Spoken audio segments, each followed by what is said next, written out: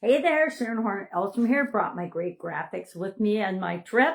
Today we're talking about, welcome to day 298 of the Get Your Goals Annual Challenge. We're talking about step one of our goals process, the one we identified in January. We went through like 15, 20 different goal type frameworks to look at and decide what would be the best process for us. And we came up with our 7-step process, the first step of which we're talking about today. Our contribution goal process, step one, is what's your story? What's your current story and what's your desired story? So step one is our C to D story.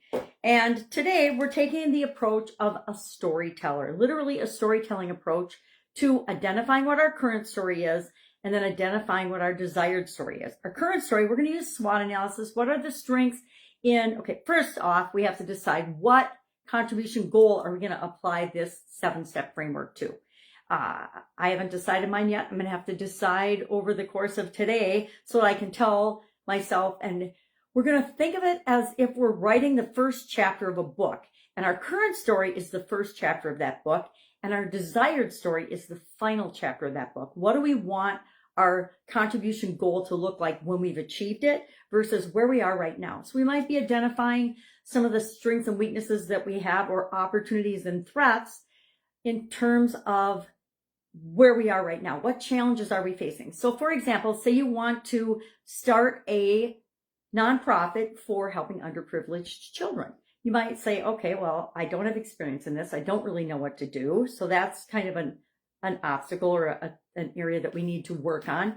I don't have the funding available to start a nonprofit. I don't have, and you'll be thinking about all the challenges and all the things you don't have.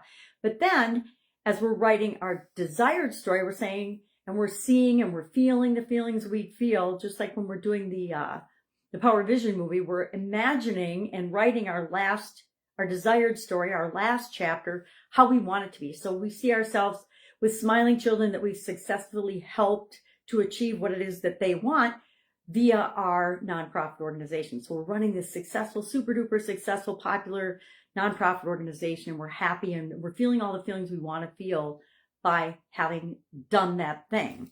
So our current to our desired story, that helps to determine the gap between where we are and where we want to be. And we'll use the rest of the framework and the rest of the process to fill in that gap, to help us achieve the goal that we set for ourselves. So that's just one example. I haven't picked mine yet, so I'm using an example. If you need help with this, just like always, you can go to Guide 17, where there's a write-up in our Get Up and Go Challenge private Facebook group, or you can search in the sidebar and find all kinds of examples of this story, how do we tell our story. And you'll find it in the SOAP framework, because it's a similar story, current to desire, we use in the SOAP framework. So when you search that, you'll get dozens and dozens of examples and results, different storytelling tools and story framing tools to help you to write your current story and your desired story for this particular goal.